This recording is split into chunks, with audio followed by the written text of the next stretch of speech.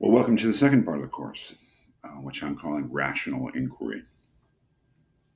I love the texts in the first part of the course, the Bhagavad Gita and the Doors of Perception. They're wonderful texts and they're rich philosophical texts. But what I think the approach in both of them is very broad. Krishna reveals the nature of reality to Arjuna, but he does so in a rather peremptory way. This is what is real, he says to Arjuna. And why should we question him? He's a god, right? Um, that is, it's not a philosophical inquiry uh, so much as a philosophical presentation of the truth. And Huxley's essay is a wonderful essay, and he has some definite things, philosophical points that he wants to get across and does get across.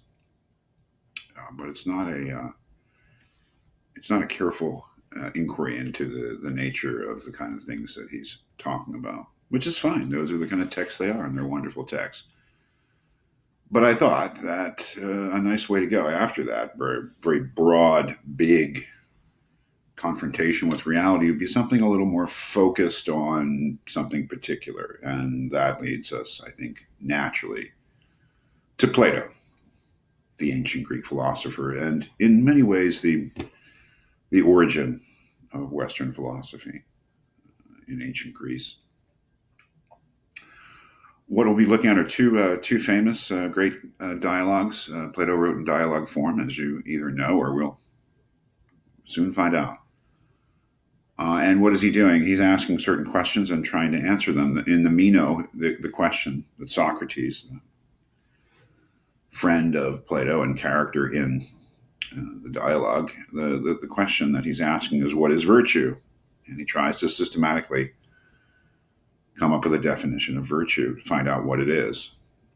In the second dialogue, the Phaedo, Socrates is having a conversation with his friends in the hours before his death about the question of the immortality of the soul and asking, does the soul live on after the death of the body?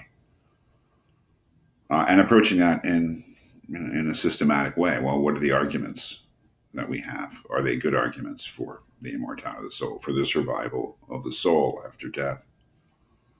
Both of them are focused, rational inquiries into the nature of things, and I thought that's something a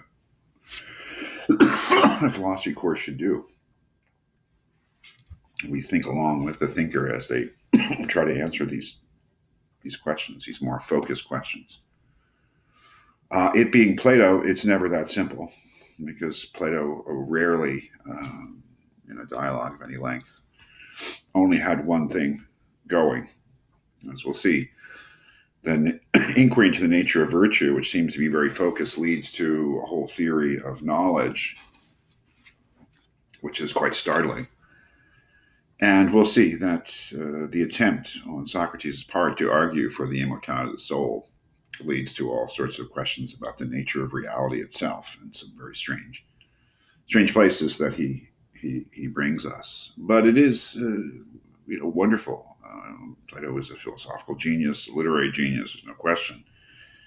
But he introduces us into a rational way of thinking about these things. How do we proceed if we want to know what the good is or virtue is, or whether we're interested in whether we have any kind of existence after death? How do you approach these things in a rational way, rational inquiry, proceeding step by step, dealing with argumentation, looking for proof and things like that? It's a wonderful way of getting started reading Plato in your introduction to philosophy, that's for sure.